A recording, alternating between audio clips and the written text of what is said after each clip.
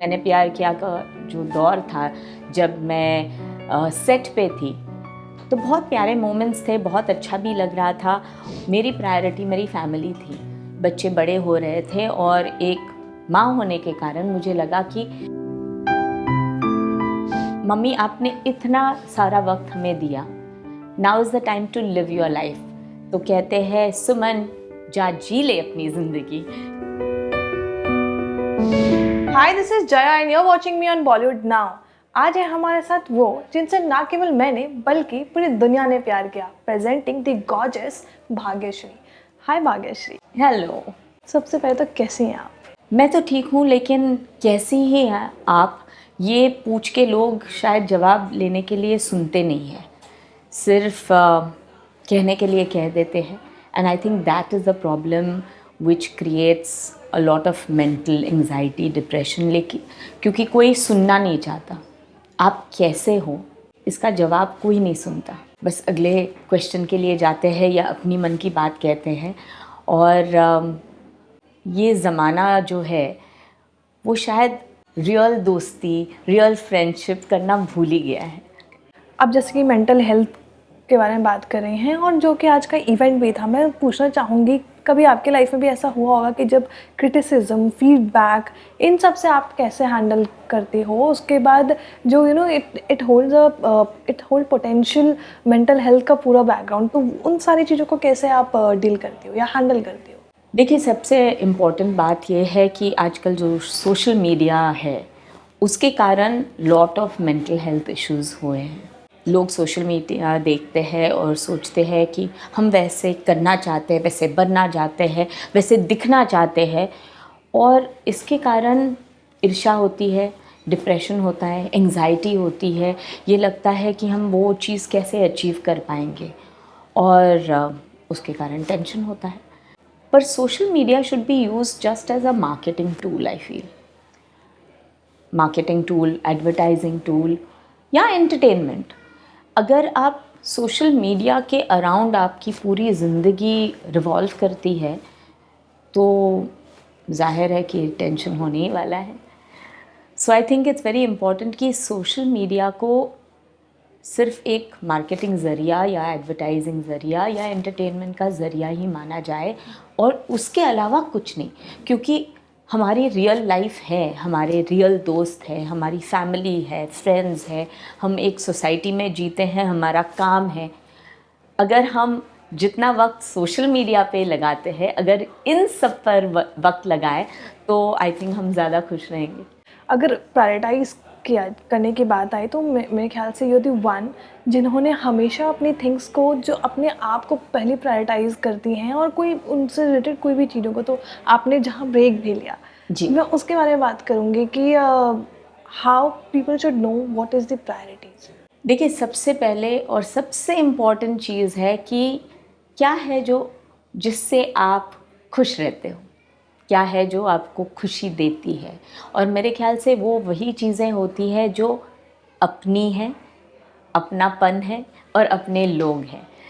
तो अगर हम इन चीज़ों पर पहले प्रायोरिटी दें और अपना वक्त, सबसे ज़्यादा दिन में 24 घंटे ही होते हैं, तो सबसे ज़्यादा वक्त इन चीज़ों पर दें या इन चीज़ों पर ज़्यादा ध्यान दें तो प्रायोरिटी अपने आप सामने आ जाती है।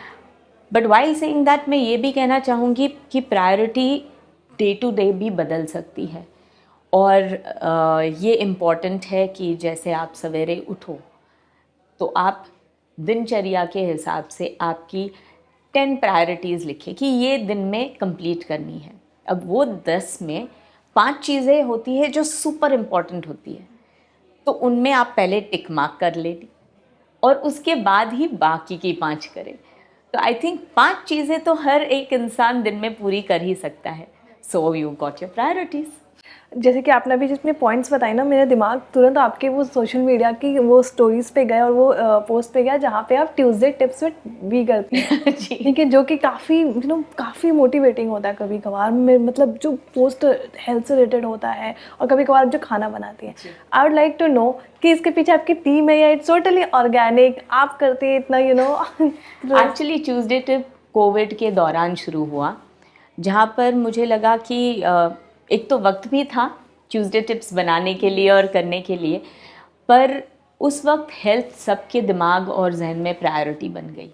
और कुछ साल पहले मेरा एक हेल्थ इशू था और मैंने बिना डॉक्टर के पास जाए, बिना ऑपरेशन किए उसे ठीक किया था।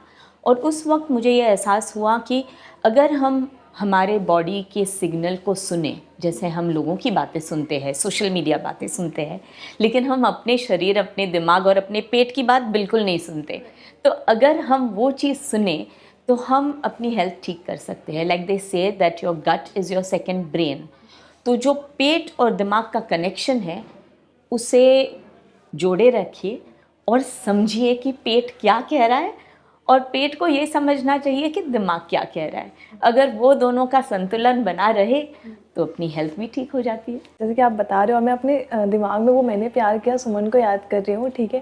तो मतलब कितना डिफरेंस है ऑनलाइन जो मैं आपको देखती हूँ, मतलब इतने चुलबुली टाइप्स और और मैं वो याद करती हूँ कितना डिफरेंस है मैम, मैं आपसे जानना चाहूँगी। I am as real as it can get. मैं दिखावा नहीं करती बेसिकली इस वजह से क्योंकि दिखावा लंबे अरसे तक नहीं चलता। मैं आपके सामने कुछ और हूँ, सोशल मीडिया पे कुछ और हूँ, घर में कुछ और हूँ, तो बहुत डिफ़िकल्ट हो जाता है और प्रेशर मेरे पे ही आएगा कि मैं ये एक इमेज बना के उसके ऊपर कैसे चलूँ।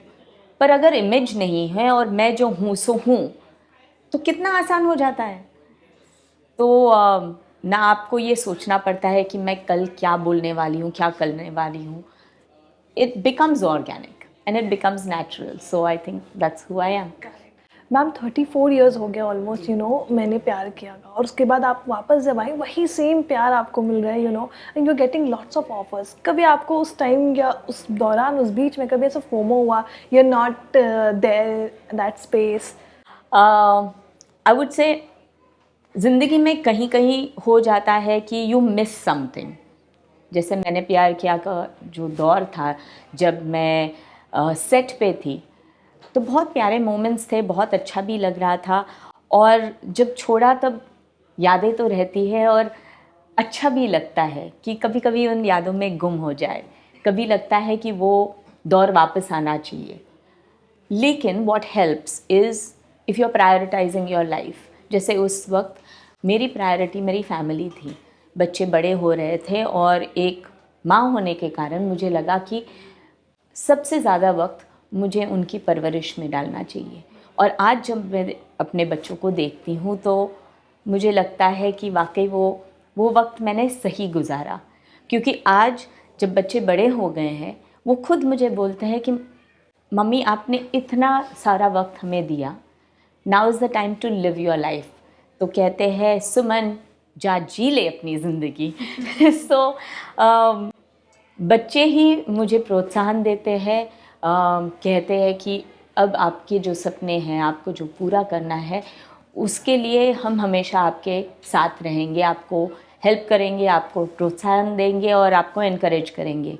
सो आई थिंक फॉर्चुनेटली एक अच्छा बैलेंस मैंने मेंटेन किया। Ma'am I would like to know कि at the age of 50s, almost, if I'm not almost नहीं 55 almost 55, okay. 55 almost Okay. So I would like to know what is the raz, what is the fitness raz of yours? देखिए 3 चीज़ है बहुत important. एक तो अच्छा खाना खाना but in moderation, दूसरी चीज़ है कि बराबर टाइम से रेस्ट करना, सोना, और तीसरी चीज़ है मूवमेंट इज़ मेडिसिन। ये तीनों चीज़ सेहत के लिए बहुत इम्पॉर्टेंट है। एंड सबसे इम्पॉर्टेंट चीज़ तो मैं भूल गई, जो चौथी पर सबसे इम्पॉर्टेंट चीज़ है, खुश रहना। Leave your grudges behind. किसी के बारे में बुरा मत सोचो, बुरा दिमाग में मत रखो, खुश रहो तो खुशी चेहरे पे आ जाती है। Hi, I am Bhagyashree and you are watching Bollywood now.